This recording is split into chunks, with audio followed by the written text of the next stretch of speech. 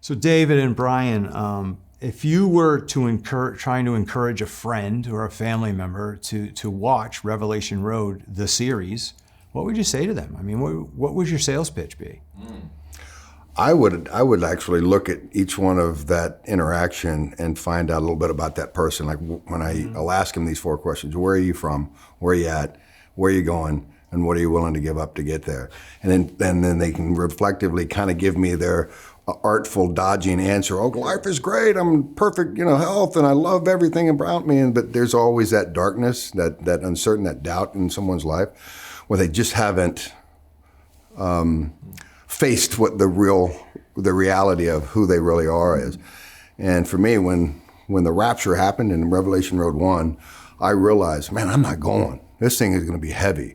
And this is just because I've chosen to do things on my own without really any instructions. And for me, it really gives a chance for somebody to look at an opportunity to do the work that's necessary in their life to not only improve their life, but improve the lives of those that are around them, that love them, support them, and be a meaningful impact in a positive way in His image.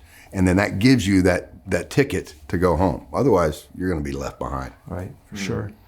Long before this series, I mean, Revelation Road was a series of several movies, but it's been a while since those movies came out. So why the decision all these years later to bring it back as a series, a video? I don't know what to call it these days. Is it a TV series, a video series, streaming series? This is, we started Revelation Road almost a little over 10 years ago, and the first one was, and so it was this different view of the book of Revelation. We kind of call it Mad Max meets Empire Strikes Back thrown in, with the book of Revelation. And Gabriel Sabloff is our writer-director who did such a great job. He's got he's really a great filmmaker, and also in the fantasy world. So, first and foremost, we make these movies to entertain people. They're entertainment, but as Brian was saying, it's also the deeper meaning behind them, and with we've seen a lot of end times type movies over the years. I myself have missed the rapture more than any other actor in the history of end times movies. So you'd think that I would learn my lesson, but now I'm just wandering through the end times, and so we did these 3 movies, but the fan outcry was so much for the continuation of it. And so we took about 6 years off, and here we come back with the series, and it's 7 episodes, and we look at the 7 years of tribulation, the 7 seals that are breaking, all the things in the book of Revelation that, you read and you don't quite understand. We try to visually put them up to explain. In a really fun and entertaining way. You mentioned Mad Max. I mean, for me, I grew up on those movies. So for me, you can't help but make the comparisons between Revelation Road and Mad Max. Was Revelation Road inspired in any way by Mad Max? Yeah, absolutely. I mean, myself and Jeffrey Peterson and Gabriel Sabloff, had this idea of, we've always loved those movies. We've always loved, the wanderer trying to figure out his path. A little bit of the what's the kung fu? I guess kung fu. Mm-hmm. Yeah. Where a guy's just trying to do the right thing, and then you throw in the faith aspect in the middle of it, and you throw in the the tyrants or the the people who want to hold the good person down. And it's good entertainment, but it's also really cool and fun. David, in this series, you play Josh, a man with a violent past, but he has a prophesied future for him. And Brian, you play Ben. And in AKA Hog. Oh, yeah. In the movies, I have a violent interior that I'm battling. He's battling all the exterior. So in this, you're both drawn into this final battle of good versus evil, as we've already mentioned. From your perspectives, can these types of shows provide messages of life-affirming faith in God? I mean, I believe they can, because I think you can, especially with Hogg or Ben in his journey.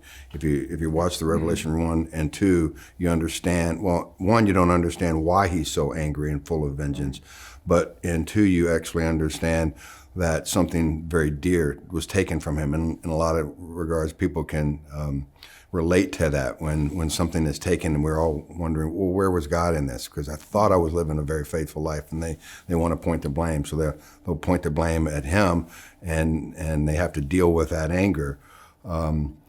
You see these moments with Ben in the Revelation Road series where he's still battling an internal demon, but at the same time there is hope, and there's these little hints of a broken man finding his way.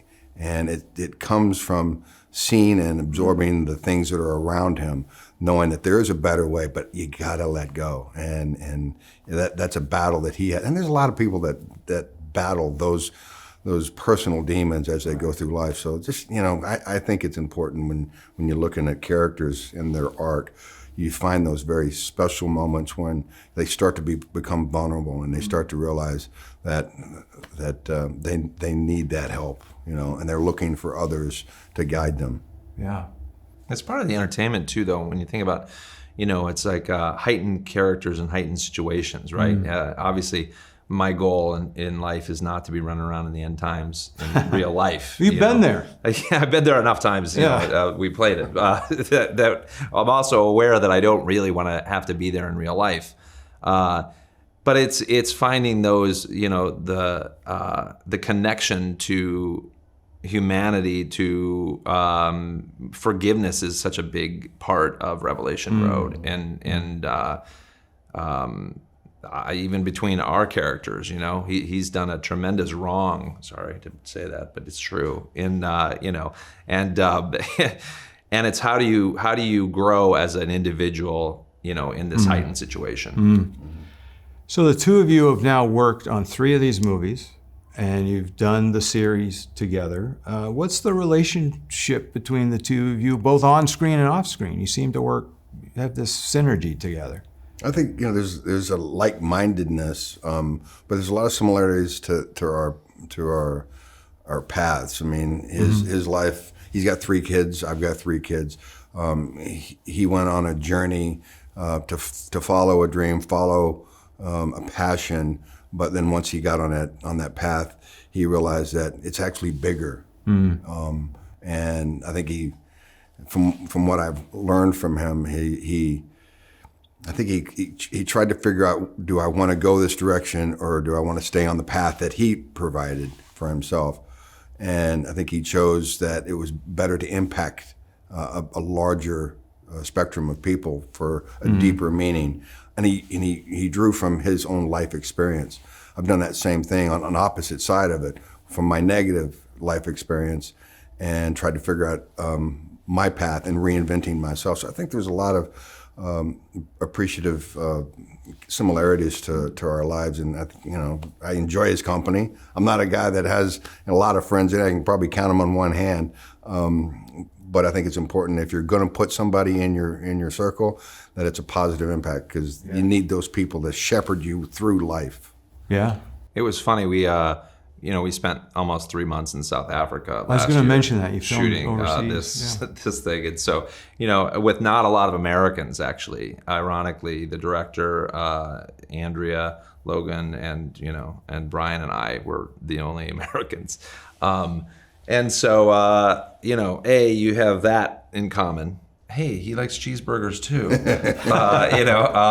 But the funny thing was, Brian and I first went. We went to dinner. Our first dinner, and then I came back and got COVID for the first time. Nice. And I didn't have it all through 2020 or 2021 at the beginning of 2022. And the only person that I had been close with, that day was Brian, unfortunately.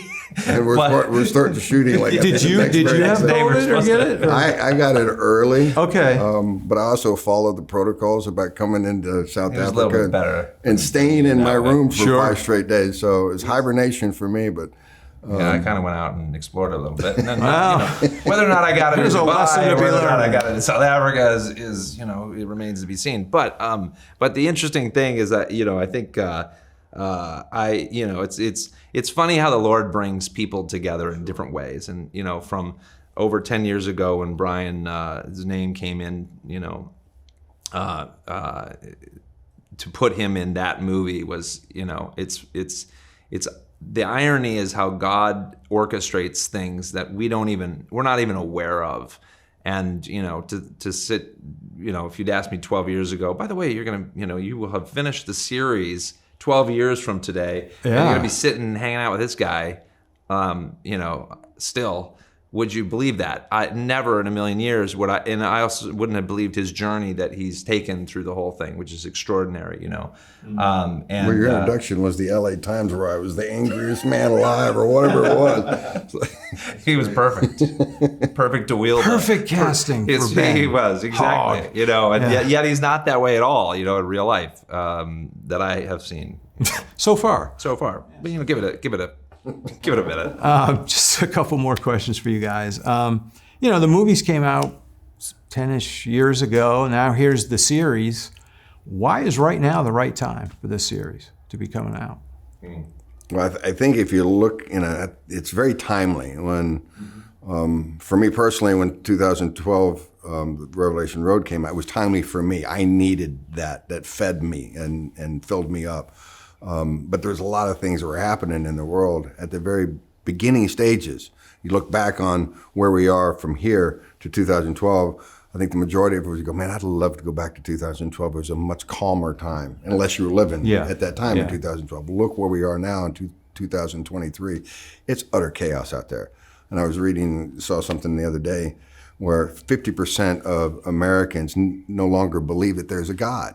Mm-hmm. So they've successfully divided all of us, and we're struggling as a humanity, and humans are the most destructive creatures on this planet anyway, but we also have the capacity for compassion and love and forgiveness.